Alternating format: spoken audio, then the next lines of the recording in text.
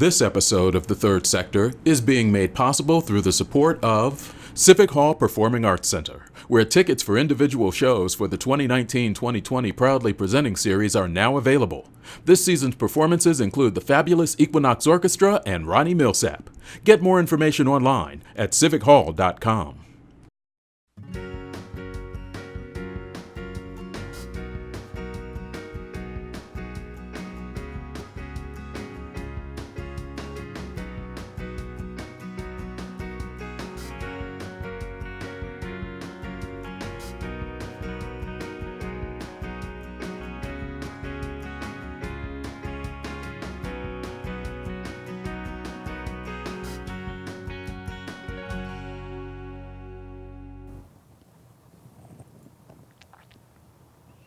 Hello and welcome to the Third Sector.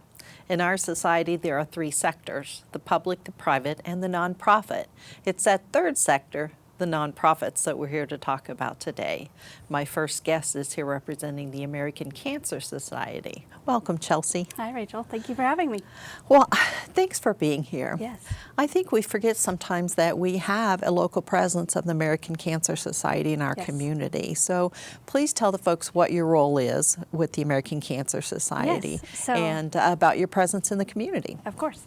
I'm the Community Development Manager, so my role is really that. I'm out in the community talking about our awareness, our mission with the ACS, and just talking about our fundraising initiatives locally that are making that impact.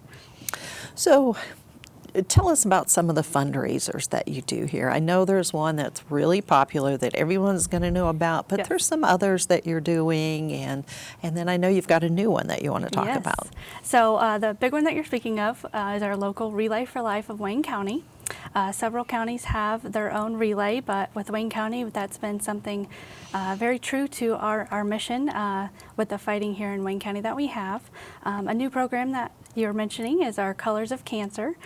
So that is a program campaign for leaders or those just in the Wayne County area and the East Central Indiana side of the state to be able to fight cancer in a different way.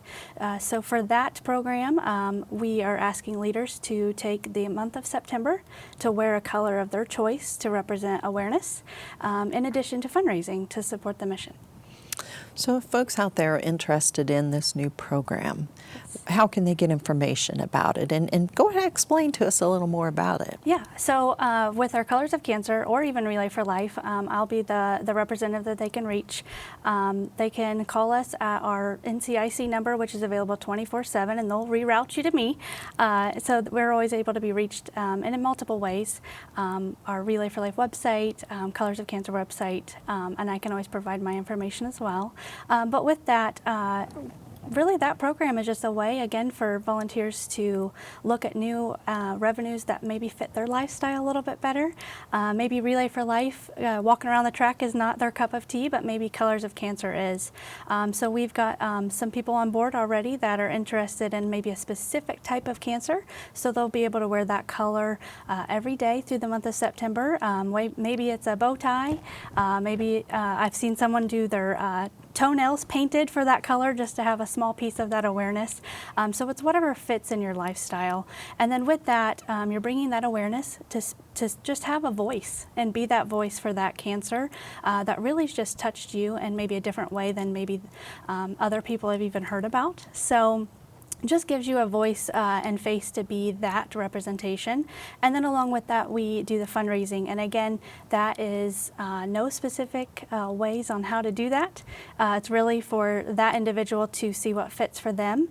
It can be anywhere from a jeans day at work to getting a sponsor locally from their employer, all the way to, just doing a lemonade stand. So just the creativity that can come behind that fits in people's schedule is really key.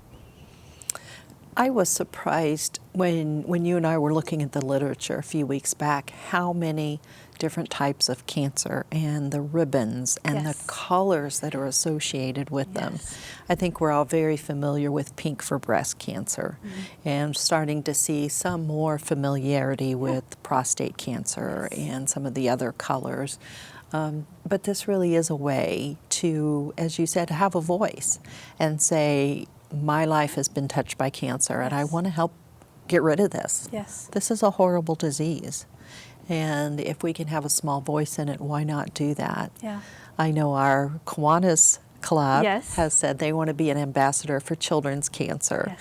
And I can hardly bear to think of that. I know. But we've got to bring awareness to this Yes. and raise funds to do the research to help get rid of it. I agree. And if we're not the voice, who's going to be that for us, especially right where we live? So Absolutely. I agree. Tell us what else the American Cancer Society does. Yes, so a big part of what I wanted to speak about today is our need for drivers for Road to Recovery, which in the Wayne County area and surrounding, we have a need for drivers that volunteer their time to take people to and from treatment. That's a program and service that we provide from ACS. Other opportunities that we have are our volunteer opportunities that we've kind of mentioned about getting involved with local fundraisers, being able to, even if it's just come out and be there for the registration, we have multiple ways to give back their time. We also have our NCIC number, which is our National Cancer Information. At ACS, we like to shorten things. So, you know, that's a great number. I always say if there's one thing that you're going to take from our mission, just know that we are available. To me, I think it was phenomenal to learn about more than just the cancer research that we're doing, which is our programs and services. And that NCIC number, I'll rattle it off for you, but it's 1-800-227-2345. I feel like that's kind of easy to remember.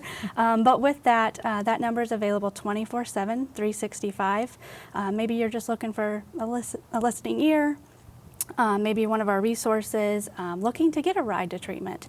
That is just a phone number that's always readily available. Doesn't matter if it's for me as staff or anybody else out in the community. So those are just a few of our things. We have WIG vouchers that I don't think people always maybe think about as an opportunity that ACS has been able to fundraise and support. We also have, with that, we have our Reach to Recovery, which is kind of similar to Road, but for maybe those that have gone through breast cancer, that's a support for them. Wow, that's a lot of stuff. Yes. I have to run down the list. Let's go back and tackle a couple of those Yes. a little deeper. Talk to me about the Road to Recovery. I imagine we've got some folks out there that are retired, semi-retired. Maybe they only work part-time. Yes. How can they be of help to this program? So this program is something that we have in a lot of areas, but specifically for Richmond and the Wayne County area, we have seen a few of the calls come through to NCIC for people requesting a ride. We have had some volunteers doing our Road to Recovery program, but it's definitely by schedule. So you had mentioned about maybe someone that has that extra time. We are looking for those individuals to give us a call and to connect for that. So for that program, it really is exactly that. It's a road to recovery. So those that are going through treatment, maybe they're just needing to go to the local hospital, or maybe they're going to another county. That individual that's the road driver would be able to pick and choose the days, that set amount of miles that they like to provide. And what we really say, I know it's kind of silly, but you know, your passenger seat. Give up your passenger seat just as a way to give back in the community for those that are maybe going through treatment. That's just a barrier for them to get to and from. I know, having had friends that have recently gone through cancer treatment, they're just exhausted after the treatment. And it's not only difficult for them to drive, it's not advisable for them to drive because of the extreme fatigue or, you know, dizziness or whatever might associate that treatment. So just, you know, maybe giving up an hour a day or a couple hours a day to help someone feel safe going and coming from those treatments could be life-saving for these individuals. I agree. I know that was something I shared with you when we had met, is my grandmother. That could have been just a lifesaver to know that we had that when she was going through treatment. She had 6 daughters and all of us grandkids, but lives and work and all of that, it's just very hard to take off. So just knowing that you've got that extra support and someone that you can talk to, maybe that's outside of your family, to take you to your treatment is just nice. Right. Yes. So then let's jump to Reach. Yes, so our Reach to Recovery would be someone that is interested to be, that maybe has battled cancer, breast cancer specifically themselves. If maybe they're looking for a way to give back, maybe they have just thought long and hard about that and said, how can I be involved? What can I do? Contacting ACS, again, that NCIC number can connect them to be a Reach to Recovery coach is kind of what we look at that as. It's really just an extra friend to kind of help you along the way, someone that's actually gone through that, that can kind of give you those tips and those tricks. Of course, ACS helps provide any information that maybe someone's not aware of. They don't have to know everything. We can definitely help them through that. But they've been through that. Right. They've been through those steps, that journey. So that Reach to Recovery program is kind of like a coach and best friend that can be there as extra support for you. Right, and as I said, I've had a couple friends that have gone through breast cancer treatment. I haven't. So I can say, oh, I understand, but I don't. Yeah. I really do not understand. They now do.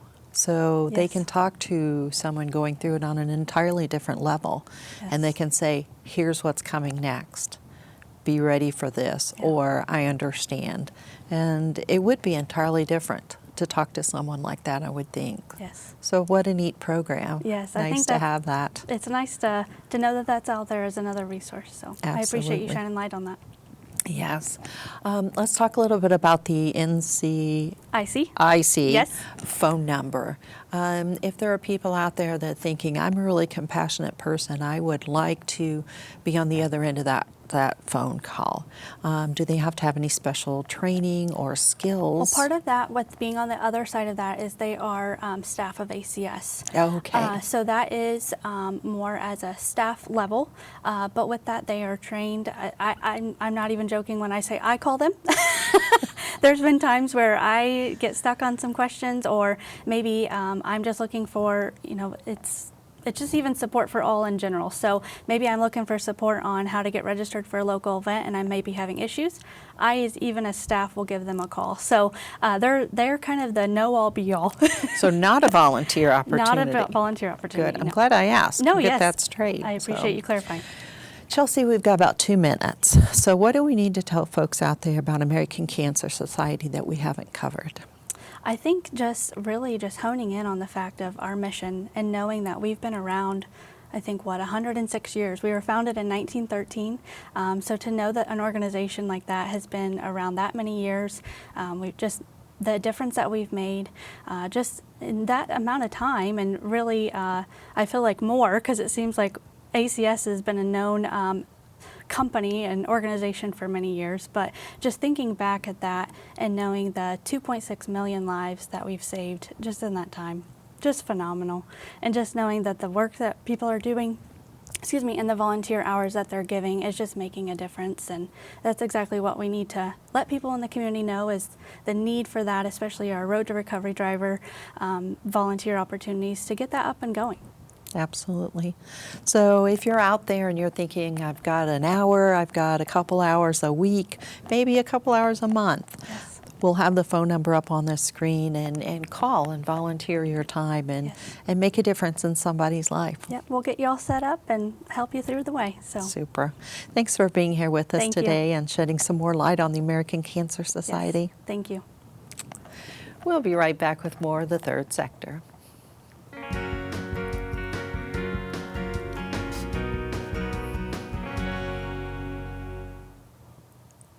Welcome back to the Third Sector. We've switched guests now, and I have in studio Joanna representing the Levi and Catharine Coffin State Historical Site. Did I get that all right? You did. You got it right. Thank you. Great. Well, welcome. Thanks. I know that the Levi Coffin House, as we're all used to calling it, has been a fixture here forever. Mm-hmm. But there's a lot of new and exciting things going on up there. So tell us what's happening in North 27. Where to start? Well, one of the big changes we had is we're more accessible. We're open 6 days a week, Tuesdays through Sundays 10 to 5, doing our great guided tours of the Coffin House and talking about Levi and Catharine Coffin's role with the Underground Railroad. But if you haven't been, probably in the last, we're almost 3 years now, we have a new Interpretive Center, which is sort of a complimentary museum to visit that helps to highlight Levi and Catharine and the community of Fountain City, which was known as Newport when they lived there. With that increase with hours, we're trying to be more also accessible through special programs as well. So we try to offer more now than just a guided tour experience, but other programs to help learn that history. And it's such a neat history. I had a chance to go up there shortly after I moved here, which has been quite a while ago, but then also to see when the center opened, and it's just an amazing addition. Yeah, it was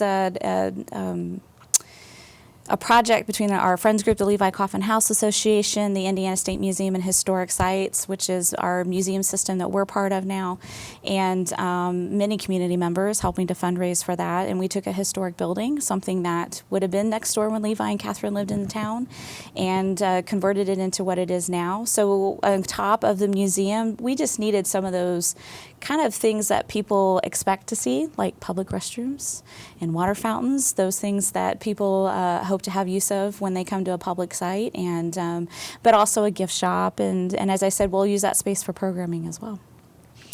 Tell them a little more about, you've mentioned a few things that are in the Interpretive Center now, but there's also a short movie that they watch when they come in. Right. So one of the things everybody will experience before their guided tour at a minimum is seeing a 10-minute introductory film that does a good job of introducing Levi and Catharine's story, but also this purpose they have set themselves on helping runaway slaves, freedom seekers, and sort of putting our community in a historic sense as well, and focusing on the decisions they made and slightly the experiences the freedom seekers had while in the Coffin home. I think there's also maybe some memorabilia, some other items. It's partly interactive, the way it's sort of set up as an exhibit. We have a few objects to look at. Really, the Coffin House is our main artifact, so that's what we focus on. But one of the stories we also are telling is the story of a man named William Bush, who historically showed up somewhere in Newport, Indiana between 1840 and 1850, but was an escaped slave, and unlike many, chose to live in Newport amongst Coffins and other Quakers there at that time. And we have a pair of wooden shoes that he wore as a blacksmith while living there, and married, raised a family. He's buried in our town cemetery. So we're trying to highlight other individuals because besides the Coffins, because Mr. Bush also was involved in this effort in helping slaves in their escape. And I think he still has family here, doesn't he? He does. He has a great-great-granddaughter, Eileen Baker Wall, who I joke is our celebrity volunteer.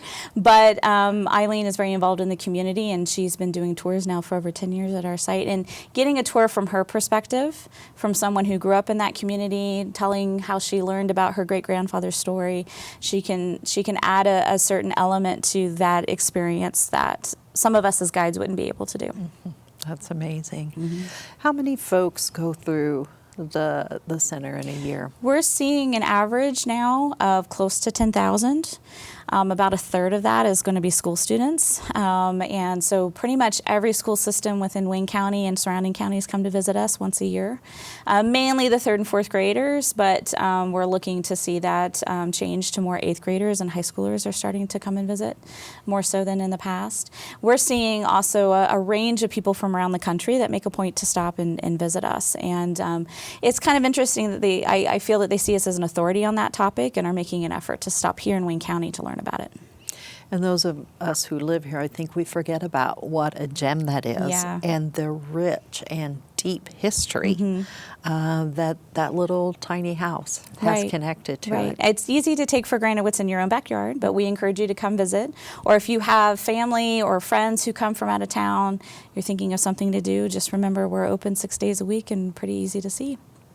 Which day are you closed? We're only closed on Mondays. Okay. So. Okay. Tell us, fill us in a little bit on the history, since I'm sure there are folks out there that have heard of it, but what is it? Yeah, no. So Levi and Catharine Coffin were Quakers from North Carolina. Many Quakers who settled in Wayne County came from that area in particular. Levi was raised in an anti-slavery Quaker home, and when he moved to Indiana, expected to have a fresh start in a new state. But he has a quote from his autobiography where he came to find that his home was on the Underground Railroad. He notices pretty early on in 1826 when he and Catharine moved here that there were individuals traveling through this part of the country looking to escape from slavery, many of them enslaved Africans from Kentucky. And Levi, with his upbringing, was taught to step in and help, and that's what he's going to do. 20 years here in Indiana in that small community. And the home that we feature in our tour was one time known as the Grand Central Station of the Underground Railroad, a pretty big title to have. So one of the things we highlight in our tour is understanding why Levi felt it was worth taking the risk, because what he was doing was against the law at that time, how it aligned with who he was and his beliefs as a Quaker, but also understanding sometimes the big question is, how did he do it and get away with it? And so that's something we'll address as well on the tour. And plus, people are interested in seeing this old house. It's 180 years this year. And people just have respect for old homes and like to check out that, and especially a home of a well-known Quaker such as him. Yes, absolutely. An amazing story. How is this funded? Well, it is, as I mentioned, we're part of the Indiana State Museum and Historic Sites. We're one of 11 historic sites that is part of this system of museums. And so we say that the state of Indiana is our biggest donor. So we do receive a large chunk of budget support from them. But it is partly also funded through the great work of our friends group, the Levi Coffin House Association, who really are the ones that helped to save that house and make it into the site it is today. And so they help by championing, grant funding and other ways of privately raising funds for special projects to help towards the further conservation of the story in the house. And then even from a programming perspective, local sponsorships and grants help with that as well. So it's really a community effort locally as much as it is the state of Indiana wanting to support as well. So then is it owned by the state of Indiana? It is. 1967, the state of Indiana purchased the house with the Levi Coffin House Association coming to them saying, we have to save this history. So the state is the one who came in and saved the house, purchased the property, but then went back to that group of volunteers and said, make it into a museum. Whatever's going to happen, that's on your hands. So that they really worked hard for, I think, around 50 years to manage that as a site until the state of Indiana came in and said, we're going to start putting more effort behind this. This is too important of a story not to invest in and to highlight. And so then how did the Interpretive Center get built?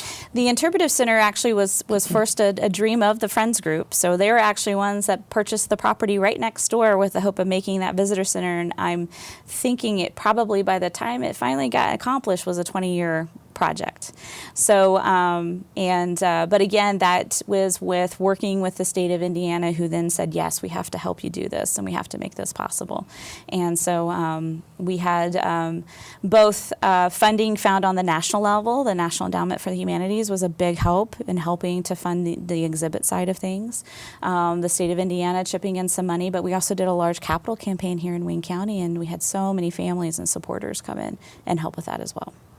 I think, if I am thinking correctly, it was a matching campaign at one point. At one point it was, yeah. And a lot of folks stepped up and said, we want to get that state money. And exactly. And so, we actually have all those individuals and groups and organizations listed on a board in the Interpretive Center. You can come see their names. But it's just neat to see that we have a mix of foundations and community, other grantors and such, but also families from Fountain City and families from Richmond and such that really identified that this has to happen, and it's done great things for it. Absolutely. Mm-hmm. Like you said, it's too important in the history of our community to not preserve that and build on that. It's a really unique story, and for Wayne County to identify that, I think it really shows how much this county supports their history and their arts. If folks are out there and they're thinking, boy, I really love history. Mm-hmm. I'd like to do something.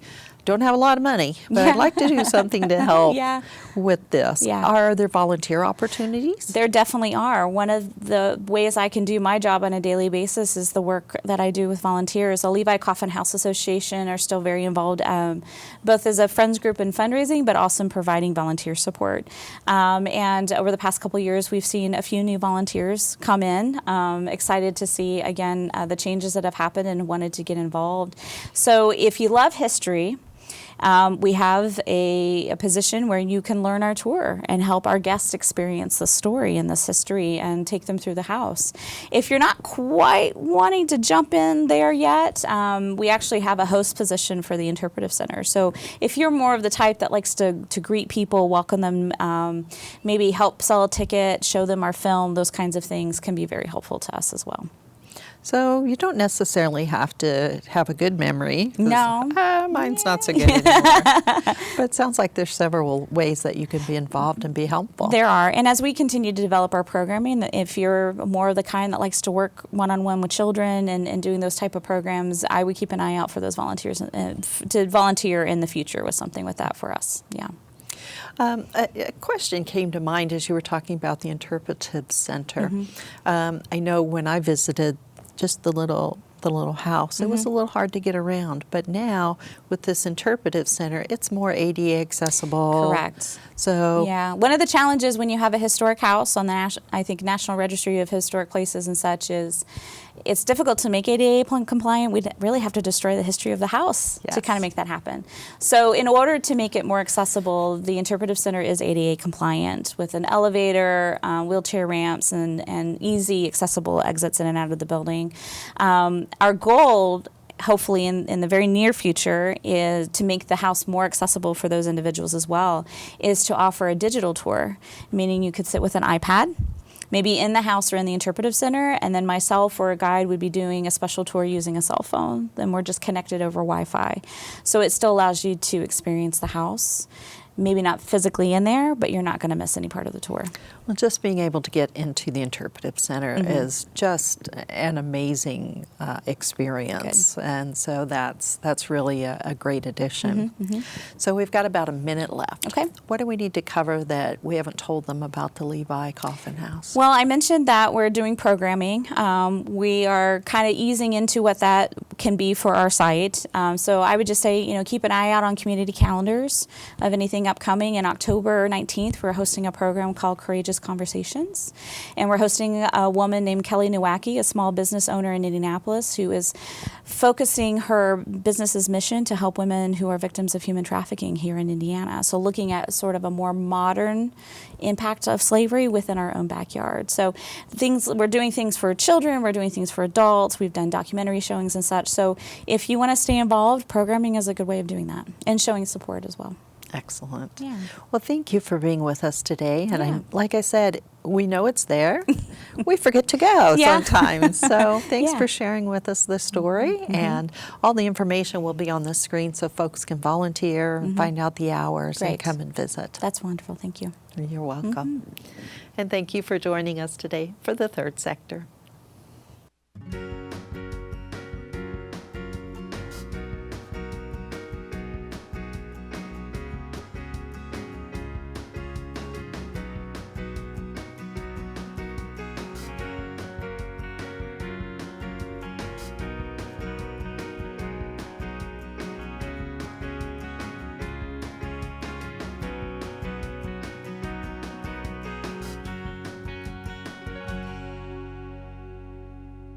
This episode of The Third Sector has been made possible through the support of Civic Hall Performing Arts Center, where tickets for individual shows for the 2019-2020 Proudly Presenting series are now available.